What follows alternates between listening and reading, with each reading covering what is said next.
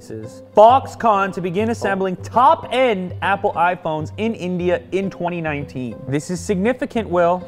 And the reason being is because they want to avoid high tariff, imported smartphones, also offering cheap smartphone parts. When you import it, it's a little bit more expensive. Right. But if you actually have it in-house, you know, all the parts there, you can assemble it and sell it for cheaper. Right. So India has a unique kind of method to encouraging tech companies to bring a portion of their manufacturing process to India to employ domestic workers.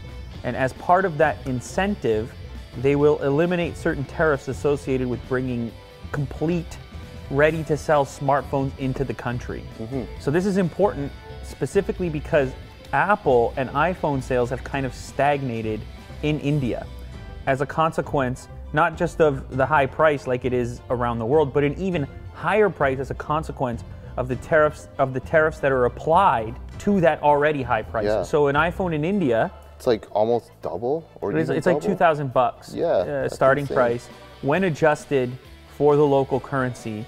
And that's a very expensive smartphone for any part of the world, and especially expensive for India, where the average smartphone purchase is around $150. And they have a lot of options as well. There's a lot of major players who have taken India very seriously and are delivering great value at a lower price than what Apple has been able to do. So, as I understand it, Apple has been manufacturing some phones in India to get around that tariff issue. They're manufacturing, I believe, the iPhone 6. They started with the iPhone SE. SE. The 6, and then now they're reported to work on the 10. The iPhone 10 will now be assembled. They're making that the most expensive, most premium iPhone ever assembled in India. So they'll be bringing the parts in, but it will be Indian workers assembling the iPhone. What this will mean is a cheaper iPhone at the retailer for the average Indian smartphone buyer. I was looking at some of the figures on iPhone sales in India, and previously they had shown some pretty substantial growth from originally entering the market.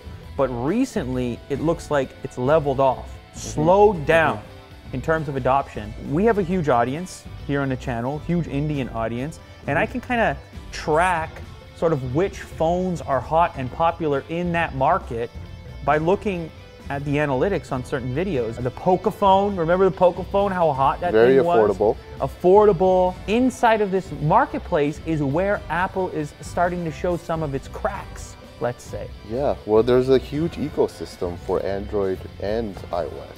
You know what I mean? And once you're invested in it, the chances of you switching are very, very small. Yeah, you get comfortable. Sure, Apple has no problem in the immediate future.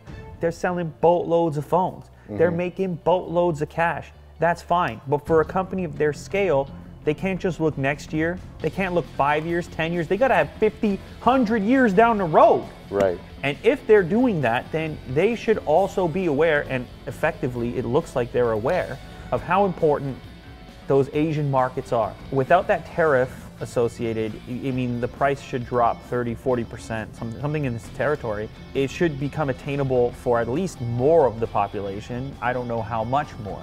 That said, it's not like the other manufacturers are stopping in the meantime. As competition heats up with the Xiaomi's and Huawei's and OnePlus, it's a smart clientele.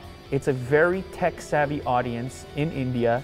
They are aware of things like specifications, camera sensors. They're a very educated customer in the smartphone department, at least all the people that I met. I don't think it's going to have a substantial impact, and I don't think the future is bright for Apple in India. I don't think they currently have a product that makes a lot of sense for India. Different market, different appetite, and most of the action exists in that what would be considered mid-range price point here, somewhere around $300-400 US or lower.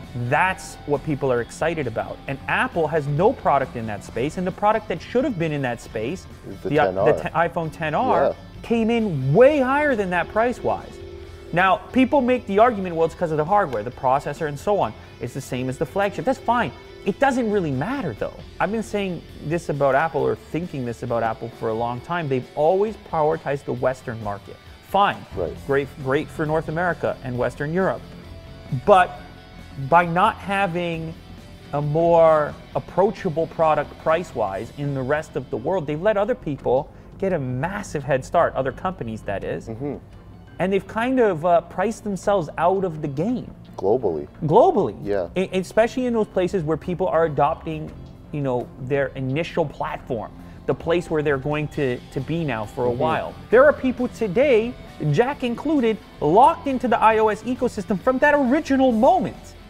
But they're still riding that wave of that early innovation and of having the best product, bar none, at that point in time. And by the time you get an iPhone, well, you might get an iPad as well. You're in it. You might get a MacBook. It's expensive. In my opinion, if Apple wants to make a big play in India specifically, which I think they should, by the way, I think it's a very important market. It's now our second biggest market on the channel as far as viewers are concerned, and fastest growing.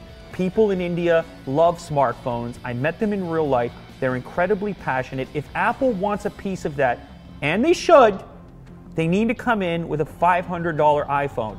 I don't care if it has to be trimmed down. I don't care if it jeopardizes their premium flagship enterprise. I don't care about that. All right, if I'm in there, if I'm in the boardroom, and I understand this is more complicated than it sounds, because of course Apple wants to be perceived as a luxury brand, as an aspirational brand, as a luxury brand. They want all that. Yep. But I don't care anymore.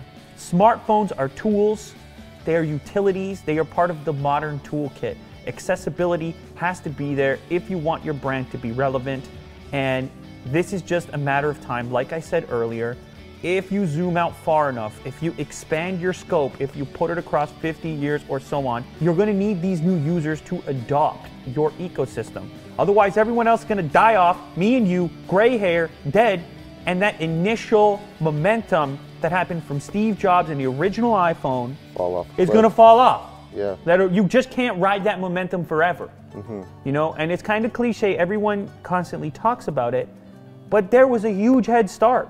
Their product was so much better than any other alternative for such a stretch of time that they really could rest on that.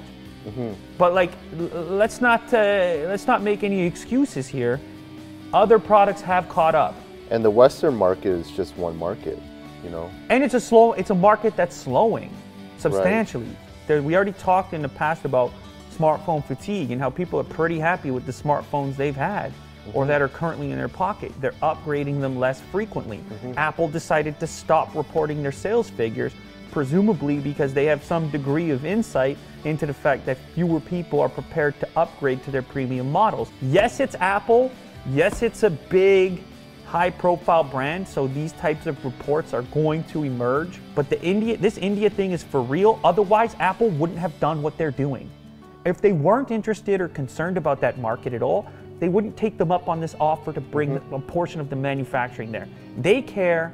They're tweaking their strategy. I think they'll tweak it more in the near future, and eventually they're going to get to that $500 iPhone.